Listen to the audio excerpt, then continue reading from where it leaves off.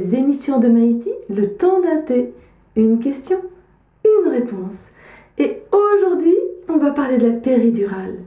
Avec cet élément que les femmes expriment très souvent. Je veux une péridurale parce que j'ai peur qu'on me dise que ce soit trop tard.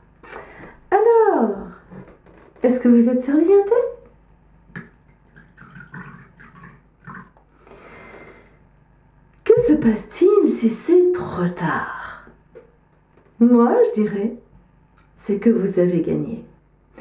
Effectivement, si la sage-femme vous dit, lorsque vous demandez la péridurale, elle vous dit « c'est trop tard, madame ».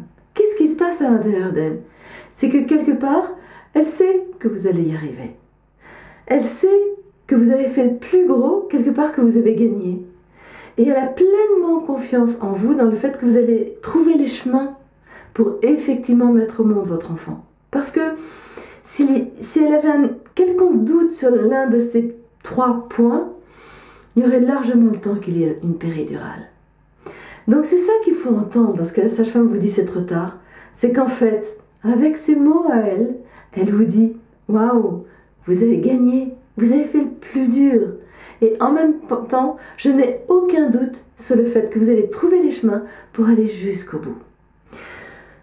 Ce qui est important, c'est de comprendre que bien souvent, dans l'accouchement, il y a une montée en puissance, il y a des contractions, il y a effectivement le fait que ça augmente, et à un moment donné, il y a le stade que j'appelle le stade de la désespérance. C'est un bien grand mot, c'est simplement parce que vous avez l'impression d'être arrivé au bout de vous-même. Et très souvent, c'est à ce moment-là que vous allez demander la péridurale. Et c'est à ce moment-là que la sage-femme va vous dire « c'est trop tard ». Parce que ce stade-là, il correspond à vraiment juste avant qu'il y ait l'expulsion, que votre bébé sorte quelque part. Peu importe la dilatation à laquelle vous y êtes, c'est vraiment un stade où vous arrivez à ce stade-là et à ce stade-là vous dites c'est too much, quoi, j'en peux plus, là il faut vraiment faire quelque chose, il faut m'aider. Et à ce moment-là vous demandez une péridurale, même si peut-être vous l'aviez pas envie.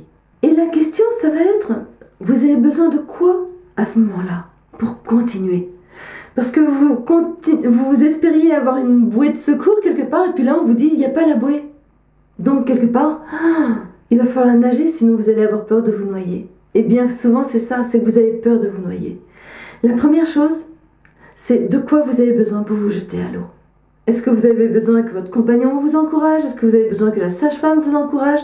C'est quoi les mots? C'est quoi le contact dont vous avez besoin pour sentir que vous avez là à faire un pas dans le vide, un pas dans l'inconnu de vous-même et qui vous fait très peur? Et du coup, qu'est-ce qui va vous permettre de pouvoir faire ce pas-là? Et je suis sûre que si vous regardez dans votre vie derrière vous, il y a probablement des circonstances, des moments où vous avez déjà fait ce pas-là. Et c'est quoi ce qui vous a aidé? Ou des fois vous vous êtes rendu compte que vous vous êtes arrêté jusque-là et vous n'avez pas pu aller au-delà. Alors, de quoi vous auriez eu besoin pour aller au-delà? Et ça sera très intéressant, très précieux de dire ça avec votre compagnon, puisque lui, il va être là. Et il peut vraiment vous accompagner à faire ce saut dans le vide. Un élément qui peut être très précieux à ce moment-là, c'est d'utiliser le son. Que ce soit sous forme de cri, que ce soit sous forme de ce que vous avez envie de dire, vous pouvez dire ce que vous voulez, le fait que j'en ai marre, j'ai pas la péridurale, tout ça, tout ce qui se déverse comme vous le souhaitez, peu importe les mots, ça peut être un son, qui peut être un chant, qui peut être un haut, qui peut être un a, qui peut être... Peu importe.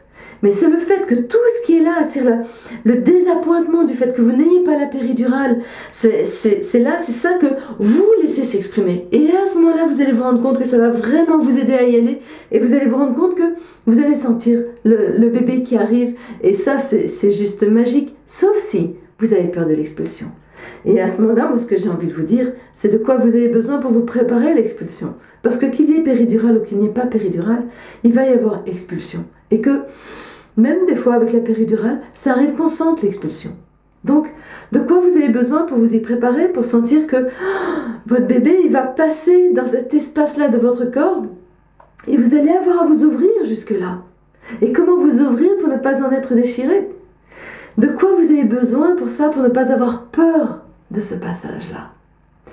Donc là, vous vous rendez compte qu'avec ce « je veux une péridurale parce que j'ai peur de ne pas avoir le temps de la demander », qu'on vous dise que c'est trop tard, Ben déjà, vous réalisez que si on vous dit que c'est trop tard, c'est que vous avez gagné, que là, il vous reste à trouver les moyens de vous jeter à l'eau, qu'un des moyens, ça peut être effectivement le son, et d'être prête à pouvoir accompagner l'expulsion de votre bébé.